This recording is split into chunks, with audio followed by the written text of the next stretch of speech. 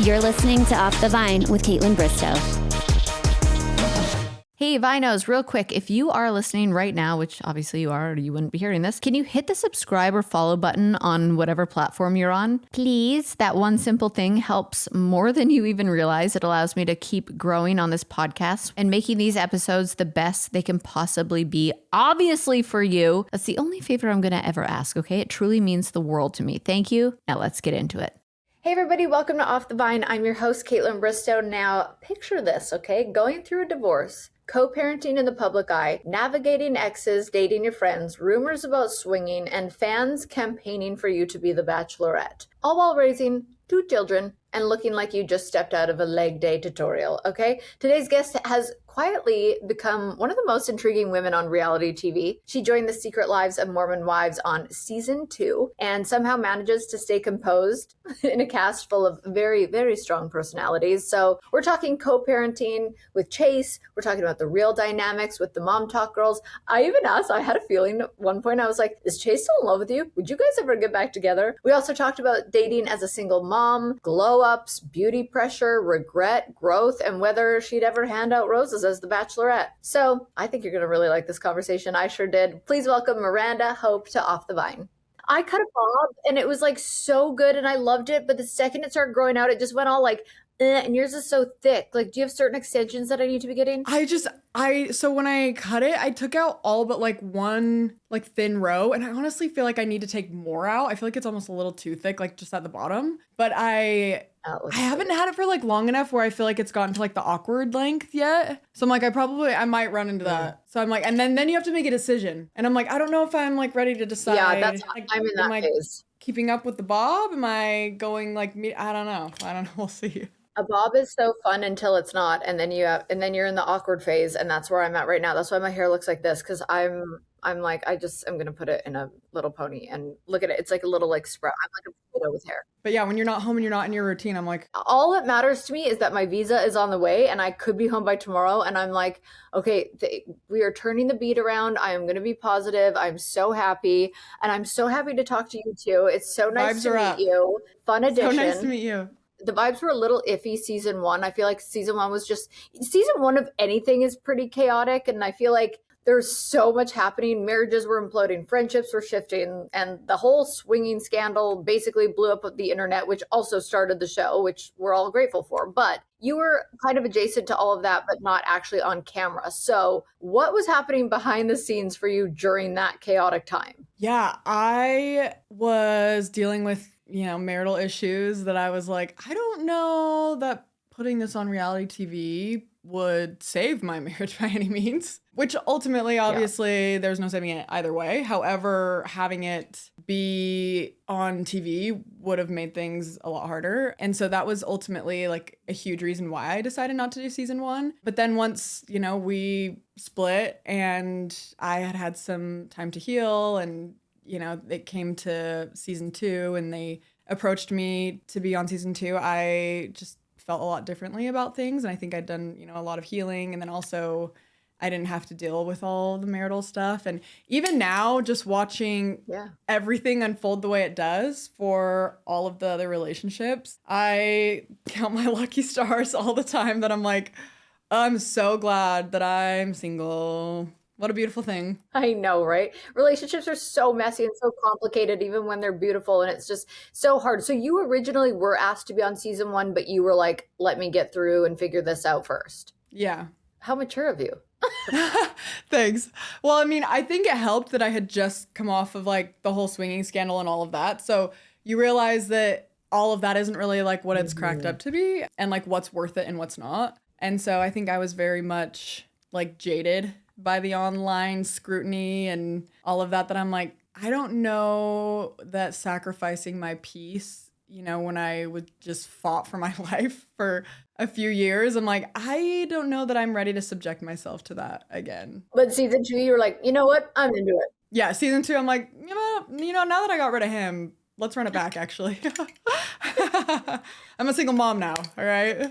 Yeah, it's fun, it's different, and I feel like it's always fun to experience reality TV. I can only say that because I've experienced it. But what surprised you the most once filming actually started? Probably the fact that it wasn't as toxic as I think I was expecting. Obviously, everyone's experience is different in that. Like, you could ask each and every one of us that question. It would probably be very different for everyone. However, like, as crazy and strange as it sounds, I almost feel like it's been like therapeutic in the sense that I think I had a lot of people pleasing tendencies. And in what other situation are you being put in where you are like forced to be confrontational on like a fairly consistent basis and like speak your feelings and set boundaries? I think it really pushes you to have to do that. It's kind of like, all right, sink or swim. Like, you either establish these boundaries and decide, what you are or aren't okay with, or you get like bulldozed essentially. So I think it's like actually been really good for me in that sense. It's really helped with my evolution as a person for sure.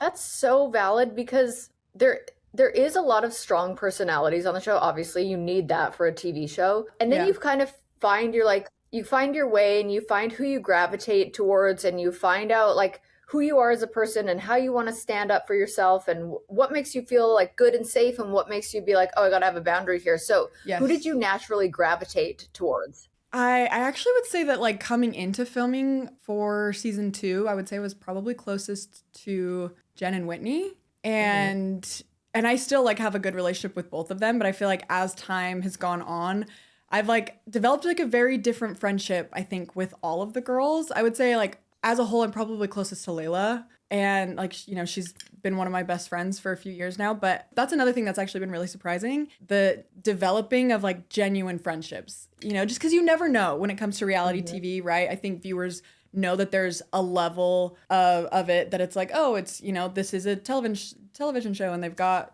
production involved and there's editing and that's just kind of the way it goes. And so they view it as mostly real, but it's like, how deep are these relationships actually? But I think that's something that has also surprised me is like that our friendships are actually very genuine. And I think that's probably what creates a good dynamic is because there's more emotion because, you're naturally going to take things more personal because, when something happens, it cuts deeper. Yeah, that makes a lot of sense. And is there anyone that is different when the cameras are off? Because I witnessed that a lot in Bachelor World. I was like, wait, who are you? When the cameras would be off, they'd be a completely different person. Is anyone like that?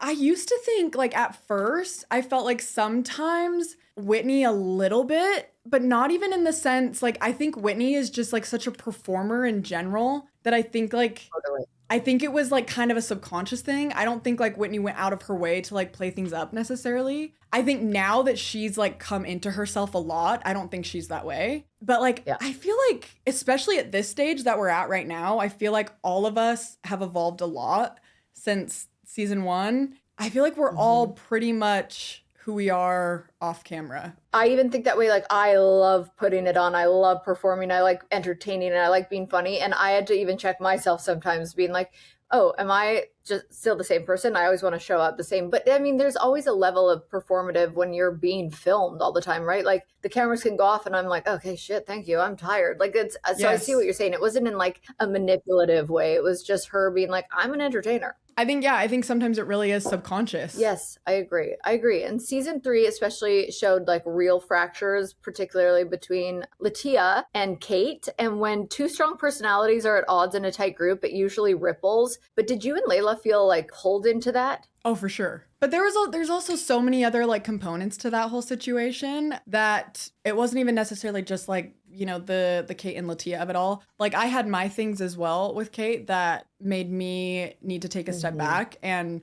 not anything like that I like think that she's like a bad person or anything like that. It was more or less like I am just like always the middleman in like every dynamic, I swear, in my life. And so I think in order to really protect like my co-parent relationship and like my own peace, I think like her relationship with Chase like got to a point where I like needed to like just set a strict boundary and just be like, I don't want to hear about either one of you from either one of you. Like figure your stuff out, but like I like it's too much for me, because it was just hard because I would hear things from Kate and then I would ask Chase about it and he's like, no, that's not at at all what happened, or, you know, and I'm just like, I'm not getting involved in your love life. Like, you're my ex-husband. This is like, that's a boundary I want to set. And so like, I wish her nothing but the best, but I think like I had my own things with that situation, aside from like the Kate and Latia of it all, but also like, you know, like Latia is also one of my best friends, and her and I have like gotten really close too. And so I also, there's a level of like being protective of her as well. So yeah, it's definitely like a very nuanced situation, I would say. Yeah, and I'm sure there's conversations and situations that happen off camera that we don't see, but you say that you're always the middleman in certain situations. I find myself doing that too. Do you think staying neutral is harder than picking a side? Sometimes, yes, for sure. I think that's what's hard, is it's like, it's hard when you like genuinely do feel neutral about a situation, right? Because like, I think, I mean, you see it in the season when with the Dakota and Taylor and Shania of it all, and having to feel like, okay, cool, well now I've got my best friend that I'm having to deal with this with, and also like Taylor, who like we've now like rekindled things, and like we're at a good place with our friendship, and now I'm like, okay, well, what am I supposed to do, you know? And so sometimes it's almost like, okay, well, how do I make a decision? And, you know, ultimately I like later did end up making a decision, and, you know, people will continue to see that play out even more. But yeah, I think for sure sometimes, and I never want to be like a friend to all is a friend to none, you know what I mean? So like where I'm just like, oh, everything's fine, everything's great, everyone can be friends and we can all get along.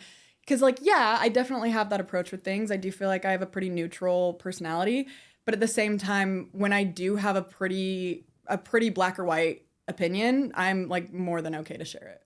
Yeah, and just for context for people, I obviously got to see season 4, and there's a moment where, you know, Taylor's going to go on The Bachelorette. Dakota, they love to do the sabotaging thing to themselves and one another. So Dakota decides he's going to secretly hang out with one of your best friends, who I think Taylor has a history with, and it's messy as per usual.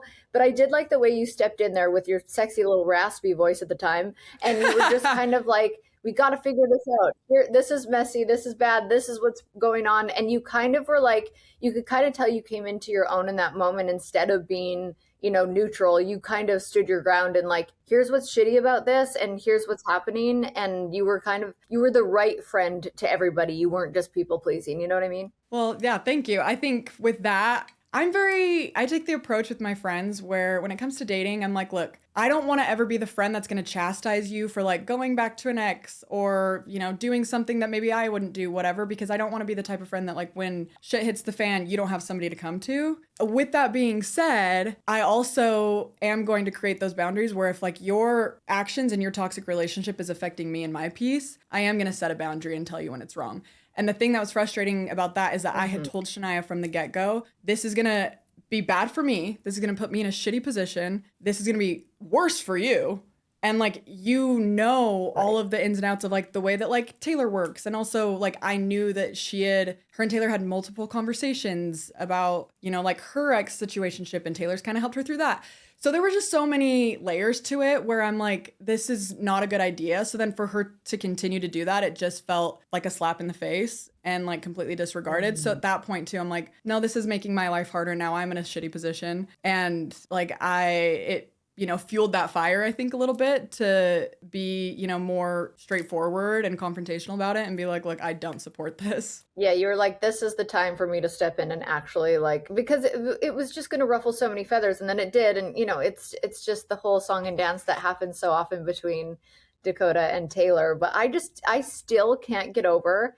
I love Taylor. When I met her and we got to do this Bachelorette reunion, like, I always loved her. I love when people can live in the messy parts of life. I love when they're honest about it. But I just want to like sit her down so many times and be like, why are you doing this to yourself? But she's like, well, I know I'm doing it to myself. She's like so self-aware that it's hilarious. Yes. But I cannot get over watching season 4 knowing she's going into the role of being the Bachelorette, but it kind of is like par for the course with her season, where it's like she's unapologetically who she is. We're breaking the mold of what a Bachelorette has always been like supposed to be, because we have always been told to fit inside this box. I was told to cover up my tattoos.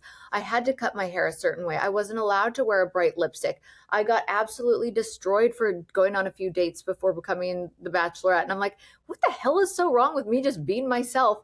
And with Taylor, I'm like, oh, she's like not only breaking that mold, like she's like burning it down with gas, shattering and it. Yeah, I'm shattering it, but I'm also worried. Did you guys worry about her going into that in the headspace she was in? 100%, 100%. Yeah, I think. Yeah. That's the thing is it's like, it's such a great and commendable thing that Taylor is as self-aware as she is. However, at the same time, it's hard because we're like, like what you need to do. Like, come on. Like, you just want to like shake her and be like, wake up, right? But again, I think that's also that role as a friend to like, that fine line to walk of being supportive of them and not making them feel shame so that they don't want to like come to you and they don't want to open up to you. And I think that's kind of the approach we've tried. Right.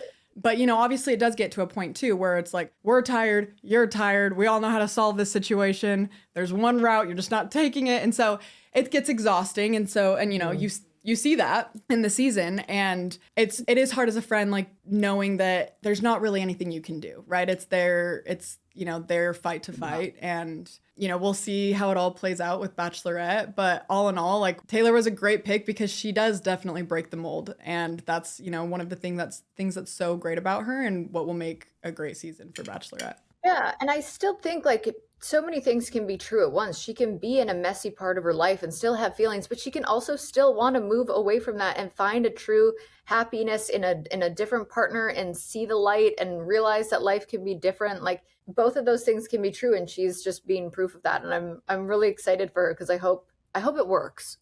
Yeah. I'm like, don't we all? We do. I'm like, break the damn cycle. She sees it. She's so close. I can just see it in season 4 of her just being like, who wants to break that cycle? And everybody's just like, break it. It's hard because like her and Dakota both are just, neither one of them are taking the initiative, and it's like somebody's got to. So who's it going to be? I don't have many favorite parts of the new year, but I try and look for the little things in the new year, like setting little tiny goals and making some 2026 resolutions. Like, sure, I've got the usual read more and hit the gym and take over my wellness journey and finally get Jelly Roll on my podcast. Come on, please. But this year, the top goal is just be comfy. Just be comfy. That's where Bombas comes in. They are bringing serious comfort to all of my everyday go-tos. If you're into sports, their all-new Bombas sport socks are truly amazing. I never am a runner, but I like to do a Barry's boot camp class because I can run for like 2 miles. And these socks are perfect for that. They're cushioned where I need it most. They're sweat wicking and packed with all the features to keep me comfy and then locked in mile after mile. I can only do 2 miles. Don't judge me, but I know there's a lot of runners out there. And for everyday life, Bombas has you covered as well, because I've been living in the Sherpa Sunday slippers for quite some time now. They're just, the perfect mix of cozy and supportive. I think that's the best way to describe it. Perfect for spring cleaning, errands, just cozying up on the couch, whatever it is. And underneath it all, their underwear and t-shirts, you guys, insanely soft. Also flexible and breathable. Just amazing. Premium basics I literally won't leave the house without. Plus, the best. Every purchase helps someone in need. So 1 item purchased equals 1 donated, and that has them at over 150 million donations so far. That is beautiful. Okay, head over to bombas.com/Vine. Use code VINE for 20% off your first purchase. That's BOMBAS.com/Vine, code VINE at checkout.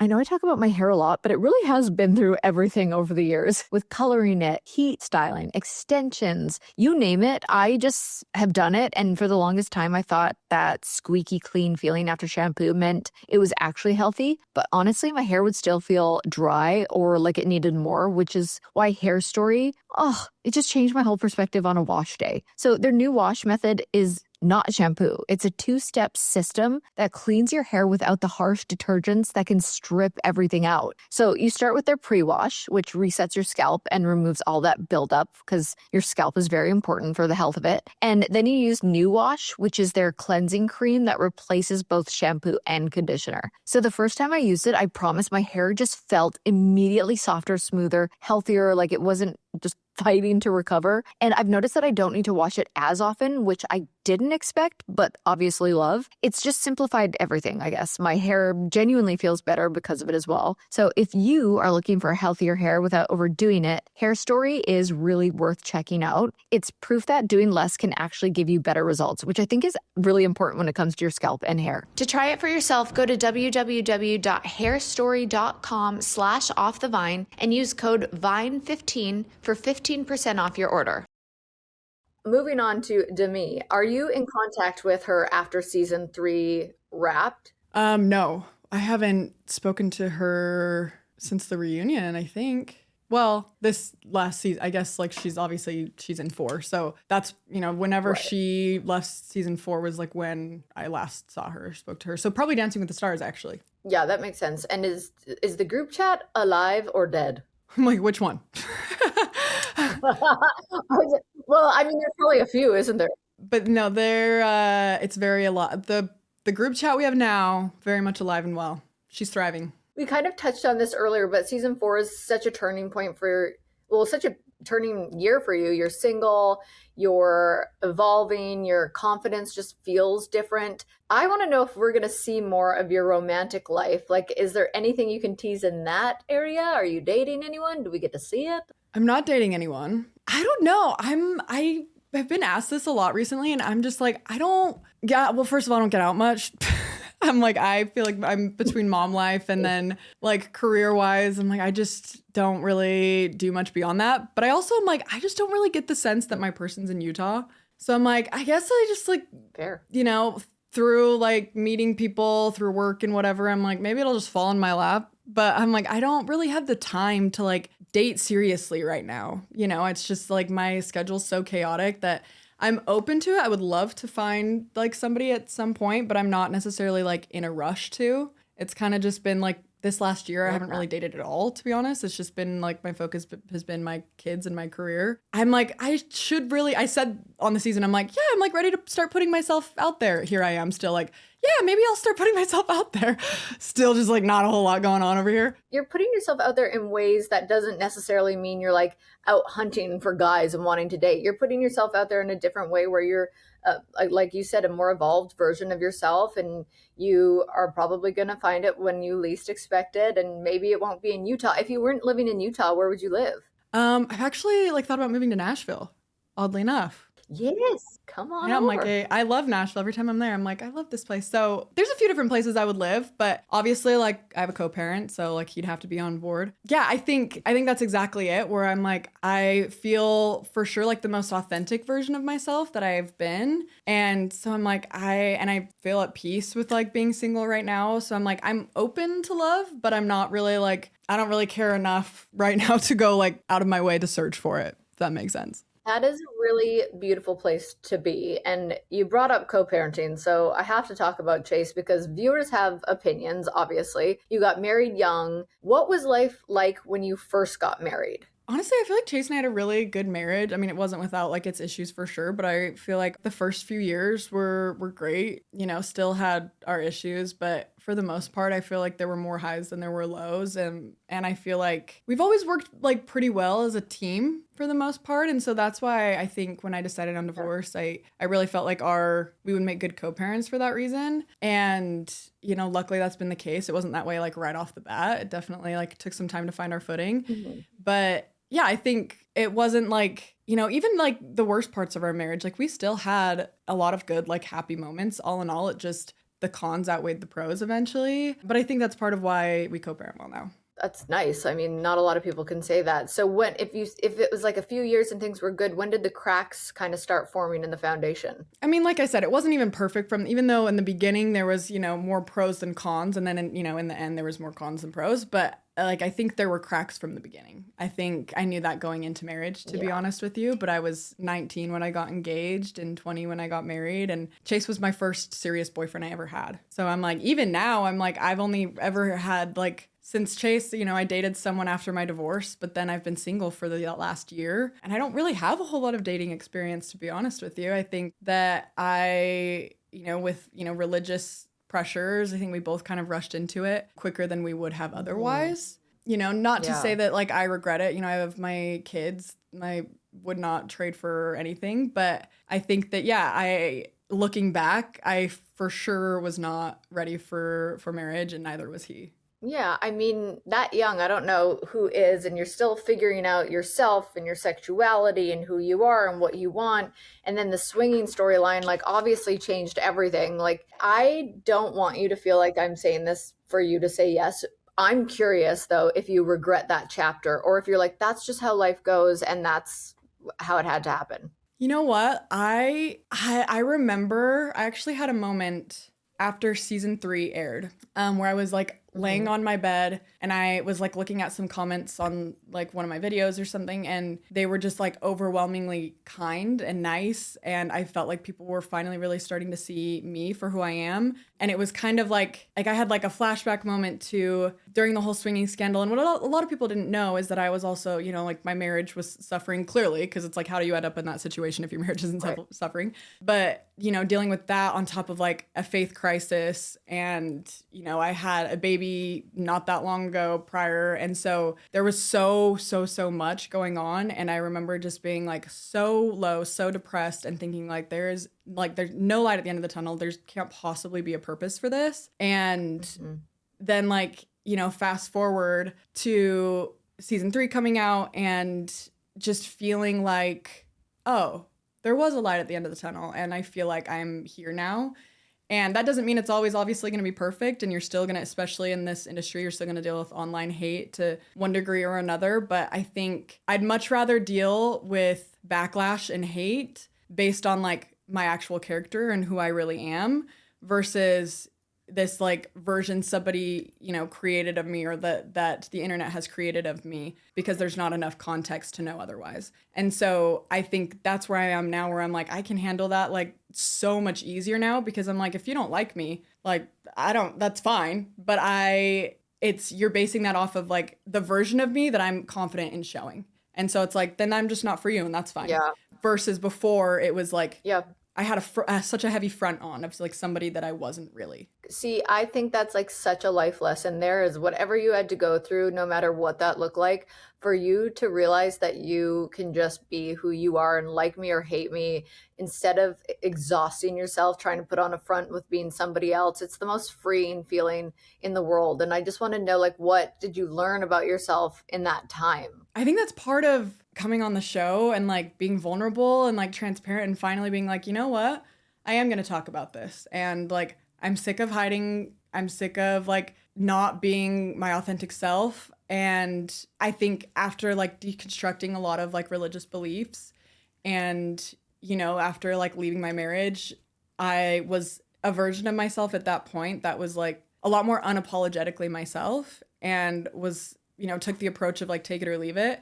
And I think me coming to the show and like coming back to MomTok was like a way for me to take my power back. You know, I think for that reason, like I don't regret it at all. I think I'm so grateful that I ended up doing it, because as crazy as it sounds, because I'm like a few years ago, absolutely not, I would have been like, yes, I do regret that chapter of my life. And now I'm like, oh, like, no, I am like who I am today because of it, you know? Absolutely. All that shit always does that. It always somehow has a way of teaching you a lesson and learning more about yourself. And I will say that kind of stuff till I'm blue in the face, because I've lived through it and I've gone through it. And I've you would know for sure. So yeah, it's not always a bad thing. Let's talk about when someone in your circle dates your ex, because that's so layered to me.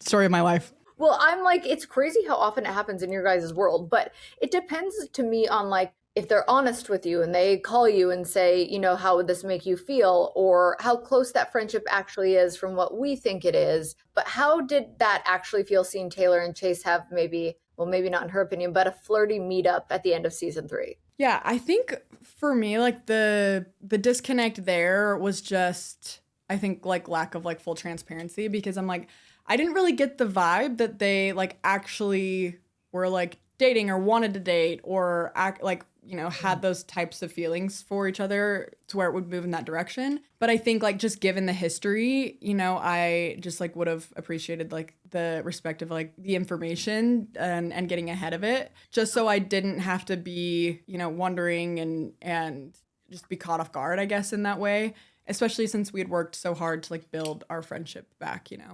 Yeah, I think that's like the key thing. I'm a broken record when I talk about communication, but it's just like giving the heads up or giving some sort of, you know, call or text to say, hey, how would this make you feel? Or like, this is what's going to come, especially when it's going to air on TV and it's like, you're going to see it anyway. Yeah, exactly. So yeah, it must have been like a tiny feeling of betrayal. Or, I mean, I'm asking you, I guess, were you already emotionally detached?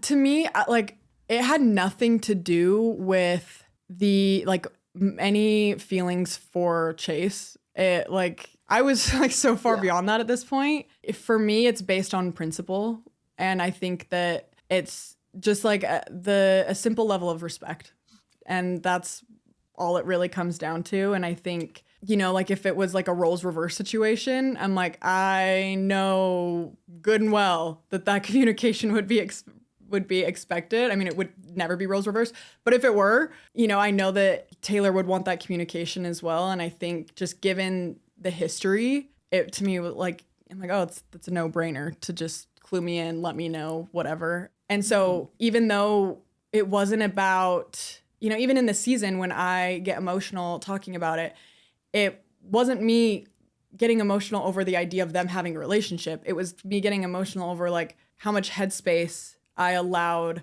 for them to take up in my head during that time, and like the peace that it took from me. And I think it just like took me back to that time where I'm like, I'm not doing that again. Like y'all can do like what you want, but I'm not giving you access to that headspace anymore. Yeah. And that's really what it was about. Yeah, that's how it came across when I was watching. And I want to know how Chase would feel if you were ever to become a Bachelorette, because now we know we can have a crossover world of Mormon wives and Bachelorettes. So, and I think fans are obsessed with the idea of you being the Bachelorette. So what would he feel, and would you ever consider it? I don't know what he would feel. I feel like he would be like, Chase is Chase, but like at the end of the day, he's very supportive. He really is. And he like there's really only been like 2 guys that I've kind of like entertained, I guess you could say, since my last relationship. And he like he's like, how's that going? Like, you know, do you like it? Like he's not,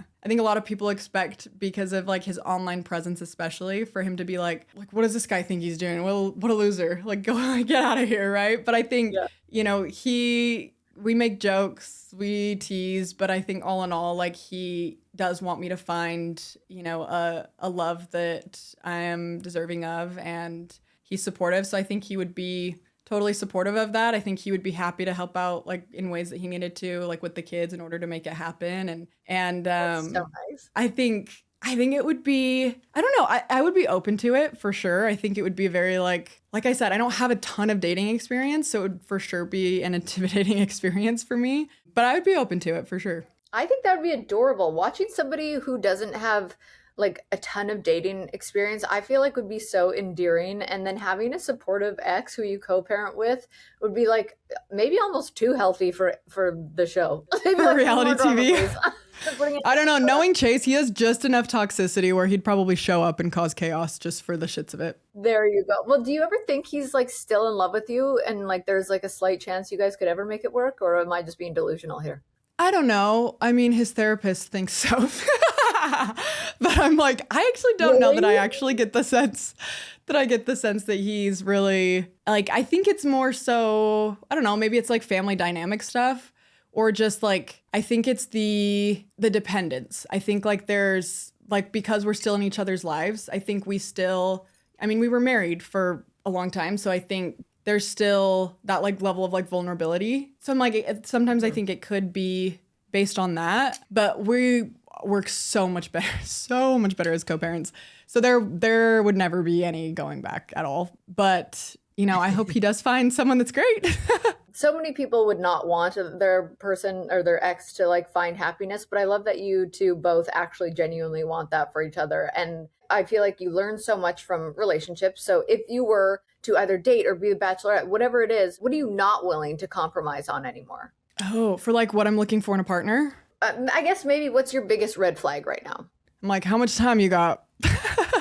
I feel like these days what I'm looking for, maybe that's part of why I don't really date much, is like, I'm like, does the man that I think I'm looking for exist? I think a lot of men don't think about whether they would want to be a step parent or not.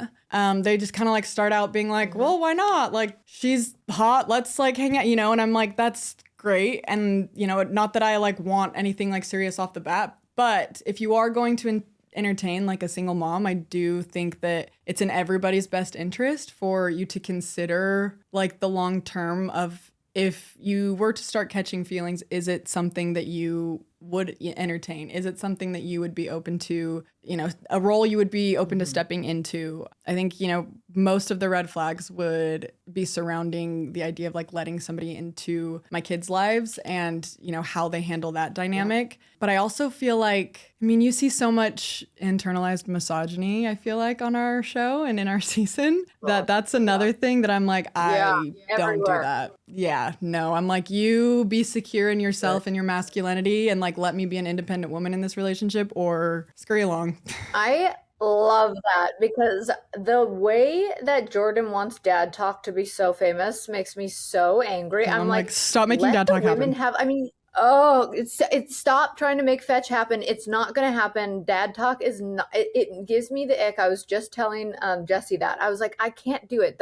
And I was telling her, I know that like the men grow up in this environment where it's like, you have to be the provider and you have to be this and the woman stays at home. And I'm like, can we not move on from that? And can you let the women have their mom talk? And like, they're being so successful and like, let them have it. You don't need to shit on their parade. No, I'm like, it's 2026, first of all. Second of all, I just had another interview say that they heard that Dad Talk was doing so well that they were like out earning us. And I said, who did you hear that from? Right. Because absolutely not. It's Jordan leaking it to Mom. It probably is. I'm also like, how is it that Dad Talk has merch and Mom Talk doesn't? That just shows you who's taking it more seriously and who shouldn't be. Honestly, it just made me so annoyed. I was like, no, that's not going to happen and we can't let it happen. They can come up with their own thing, but like the Dad Talk is not, it's not.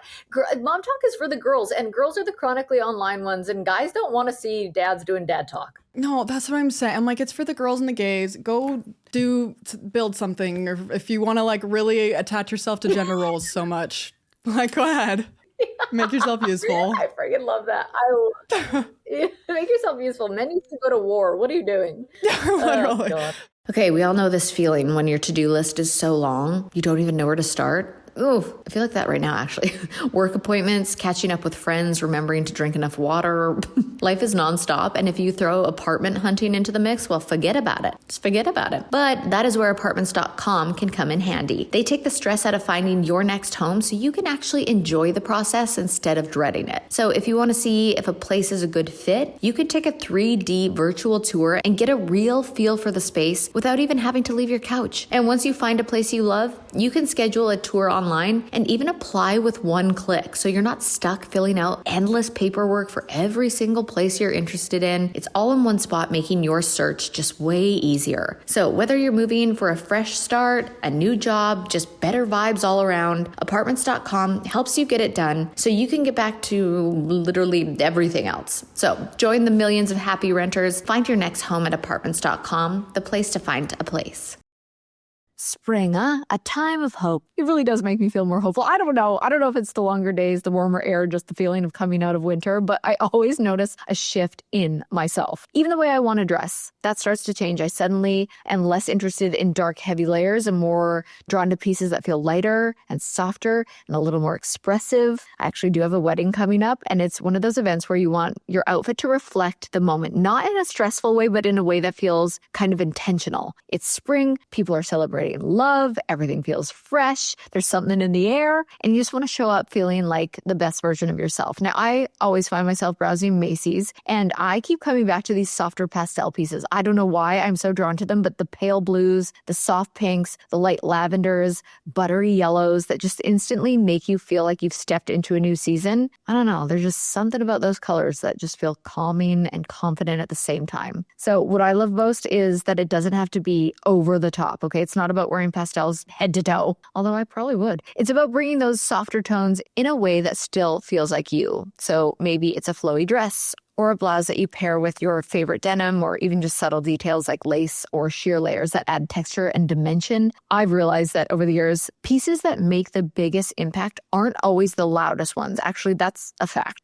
It's the ones that make you feel comfortable, confident, and like yourself. You put it on and you're not adjusting all day, being uncomfortable. You're not overthinking it. You just feel good. That is always the goal for me in clothes. And spring is really a perfect time to lean into that. Your clothes feel lighter, and maybe even your mindset feels a little bit bit lighter. You're going out more, seeing people more, saying yes to things again, seeing the sunshine. And it's nice to have pieces in your wardrobe that just reflect that energy. I also love that these softer spring tones don't just work for big events. They work in everyday life as well. You can pair a pastel top with jeans, a cute pair of sweats. Suddenly your outfit feels more thoughtful, or layer delicate necklaces over something simple and just elevate everything without even trying too hard. Just reminds me, style isn't about constantly chasing something new. It's about evolving and finding pieces that reflect kind of where you're at in that moment. So honestly, Macy's is one of my favorite places to find those pieces. They carry so many options. I can't get over the options, whether you're looking for something special like a wedding or just something that brings new life into your everyday wardrobe. I've even found myself thinking about bringing those softer tones into my home as well. Like spring just makes you want to refresh everything. Lighter bedding, softer textures, just small little changes that make your space feel calmer and more aligned with the season, I guess. Funny how those small changes, whether it's what you wear or how you style your space, that shift truly how you feel.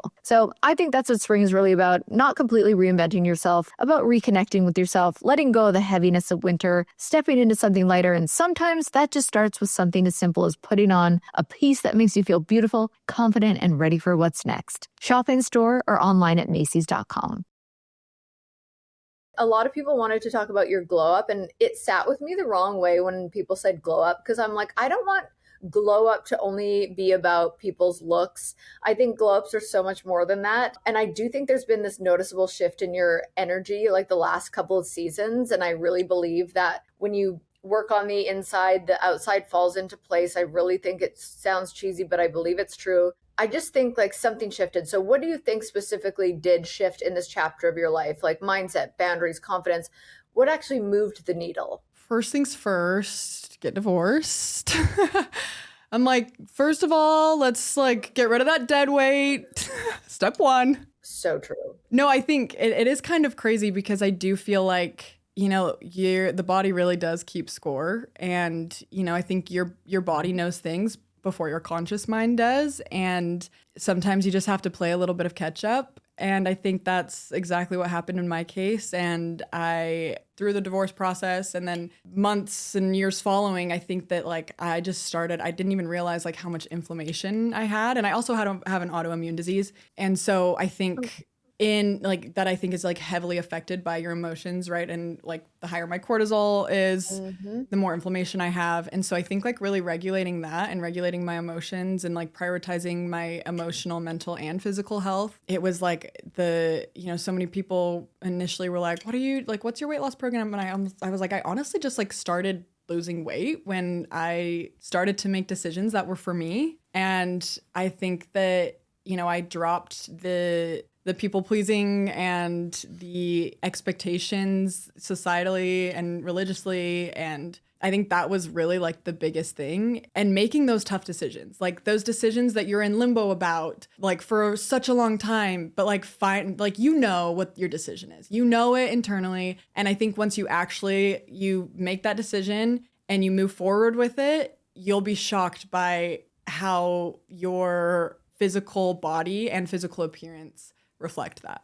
It's so true. I was just talking to my girlfriend Cheryl Burke about this from Dancing with the Stars, and she has been facing so much criticism for the way she looks and being accused of being on Ozempic and she was like, I actually just got sober and dropped the weight of a very toxic relationship and started prioritizing myself and my happiness. She's like, I physically dropped weight. I look different. I feel different. I carry myself different. I think she got out of LA. She moved for a few hours away just to get out of that environment. She switched jobs, and it just really does go to show that dropping excess baggage changes you physically. And that's why I believe, and that's what I said, working on the inside really does show on the outside. And it doesn't necessarily mean oh, you got so much hotter. You do almost, but not even by trying to not be even hotter. intentionally. You just come into a different version of who you are. Yeah. And I think Utah has such a reputation for being, very polished. Jessie's talked to me so much about the pressure she's felt. And does that ever feel heavy to you? Sometimes, yes. But I feel for me, that pressure was kind of ditched, with the whole letting go of the facade and the front that I had put on for so long. And I think being comfortable within my own skin was also kind of went hand in hand with being comfortable with who I am internally and unapologetic about it. Not to say that like I don't also have like insecurities or like get in my head about stuff. Obviously, yes, that happens all the time. But I feel like I'm probably more comfortable in my skin than I ever have been. And I think that's like a big reason why, like just like you said, the more you evolve on the inside, the more you just naturally evolve on the outside as well. Yeah, I think that it just over time, as I like made those decisions, it just like reflected in my outward appearance as well. And also like the further I've gotten out from having kids, right? Like, cause I was pregnant and then postpartum and then pregnant and then postpartum. And that's like, you know, a roller coaster in and of itself. And so just like finally having more of like a stabilized life and emotions and like mental state, it definitely like goes a long way for sure physically. And it's exactly what you said, where we get so much scrutiny for anything. I mean, like when you start looking good, it's like, yeah, like, oh, it's like Ozempic, or oh, it's, you know, she did this, or people were like, Miranda shaved her chin down. I'm like, huh? That's a new one. But you're like, even if I did, who cares? I'm like, huh? That's okay. But I'm just like, no, it's also crazy the difference just like weight loss alone can make. But I'm like, I think we're all pretty open with like anything we've had done. And again, like I think just living a healthy lifestyle inside and out can really go a long way for sure. Yeah. And I think a lot of, you know, women listening and, you know, wanting their own glow up from inside out, from outside in, whatever it is that they choose to do. How do you protect your confidence in such a curated world? It's been a process for sure. I think I'm lucky to have like a fairly good base from, you know, the way I was raised, just having parents who I feel like did a really good job of, you know, doing their best to instill confidence in me and be really supportive of me through life. But I mean, I've definitely had a lot of like ebbs and flows with my internal and external confidence. But I feel like being able to like compartmentalize the things that happen to you and like the things you go through in a way that isn't always such a personal attack. For example, like I think with my relationship with Chase, you know, I've had people ask me like, how did you like get through like all of the things that you went through and like things that like he did that were hurtful? And I think to me, I know like I am not a perfect person by any means, but I also knew that there were a handful of situations that had happened that like were very clear to me that I'm like, that was like a him problem.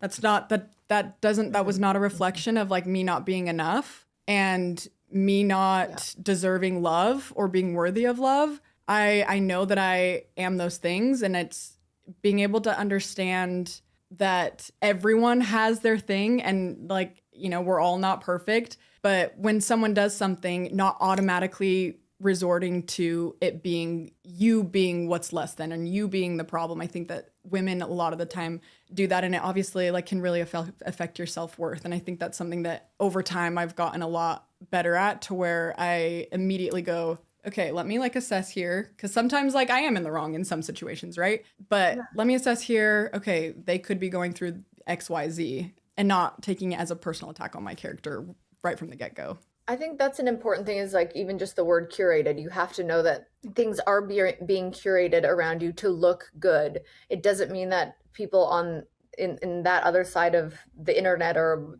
the room aren't having the same insecurities as you, and it doesn't, again, take away from who you are as a person. It's a curated version of people, and we're all in it together. We're all just human beings trying to figure out our way and how to show up in the world. So that totally makes a lot of sense. And if you are open to it, the girlies want to know. So I had some listeners from my Off the Vine listeners. They want to know. They love your boob job, okay? They want details. I was like, I've talked about mine so many times online that I felt like, I was like, God, are people sick of hearing it? And then I showed my best friend. He was my roommate in Vancouver. He's like so fabulous. And I was like, don't you think my boobs are blood? And I show him and he freaked out. And he was like, I didn't know you got boobs. And he was like, you're a woman now. And I was just laughing. So I'm like, I feel like I talk about it all the time. But I just think for people that want to know stuff about my boobs, I was like, well, for me, it's important for them to go to their own doctor. Like what looks good on me might not look good on you. The way my chest sits, the way that my like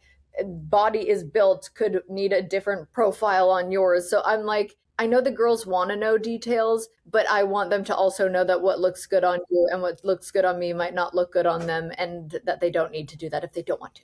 Right. No, I think that Totally. Like everyone's anatomy is so different. And I usually tell people, I'm like, maybe rather than like taking like what I had done to your doctor, maybe show them a picture. Cause I'm like, your surgeon might be able to be like, okay, like based on like if you want them to look similar to this, you're going to have, because of you're more petite than she is, you might need smaller implants, whatever. But I got mine done at the plastics clinic by Dr. Chittister.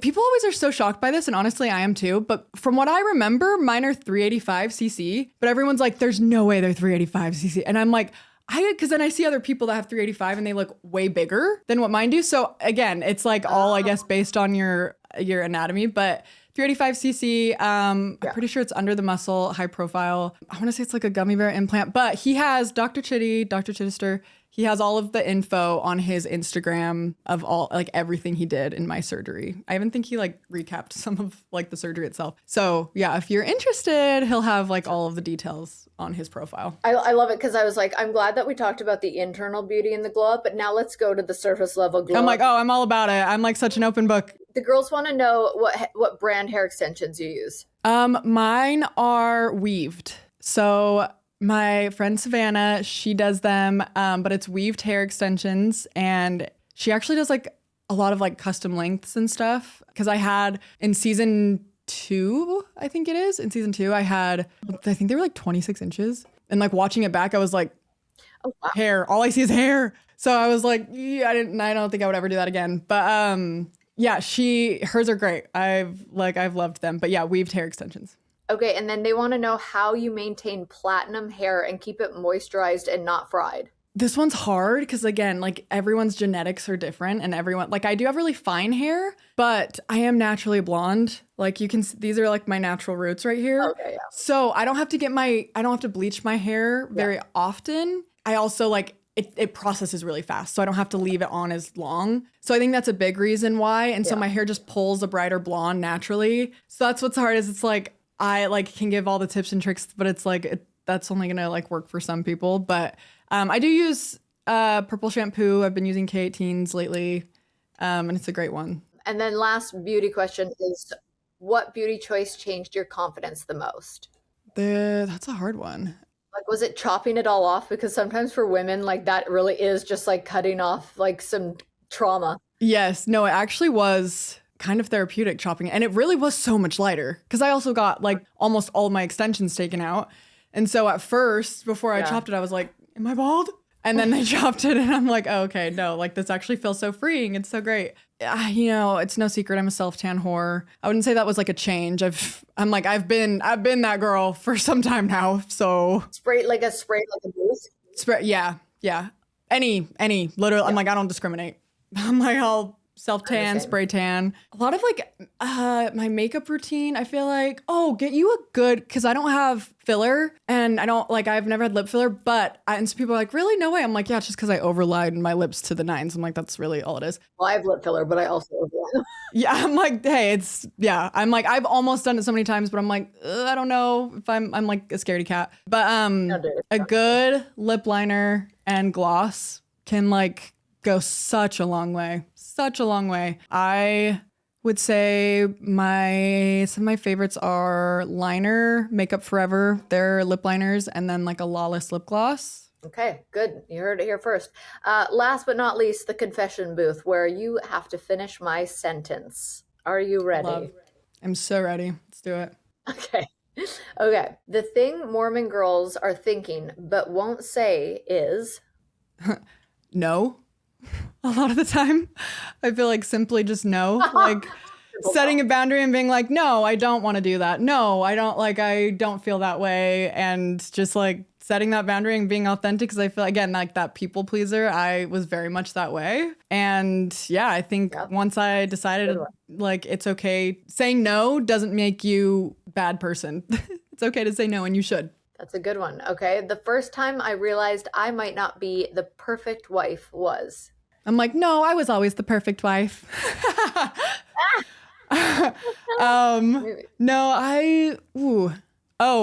I realized like, I'm like meh about cooking. Maybe that's what it was. I still like cooked a lot more than I do now because I don't have a husband. So I'm like, I cook for my kids and then I just spend for myself half the time after they go to bed. But maybe that, because I feel like it's very like... That doesn't make you... No, right? But like in Mormon world, I feel like it's like, oh, I wish I liked cooking more. So my husband was probably happier. Oh, Lord, I'm going to throw up. Okay, next one is, if I wasn't raised Mormon, I would probably... be on the streets. I'm just kidding.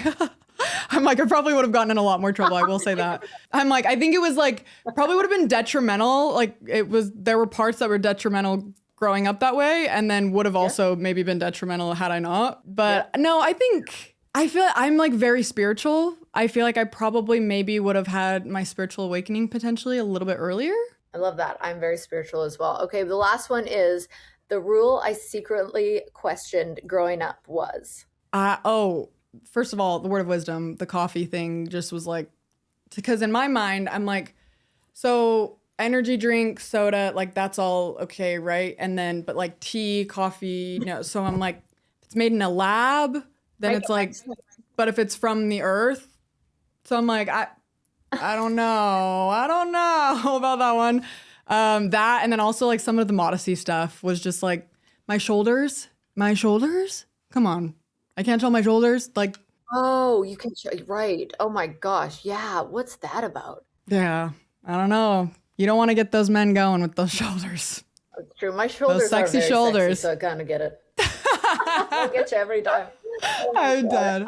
Well, tell everybody where they can find you and follow along on your journey. Yeah, you can find me on Miranda Hope at Miranda_Hope on TikTok and Instagram. And tune in March 12th for season 4 of The Secret Lives of Mormon Wives to watch my journey unfold. Yes. What if you were to give like 1 or 2 teasers about this season, words, what would you say? Personally, I think it's our best season yet. Man, I feel like every season it's like the same stuff, but every season is actually like chaotic all the time. I was going to say like whirlwind, but I'm like, that's literally every season always. So yeah, it's chaos, but you guys are all stepping into your own. Yeah, you'll see a more confident version of me, and I'm excited about that. I love that. I love that for you. I always love watching women step into their confidence and be who they're supposed to be. So it was so nice meeting you, and thank you so much. Thank you so much for having me.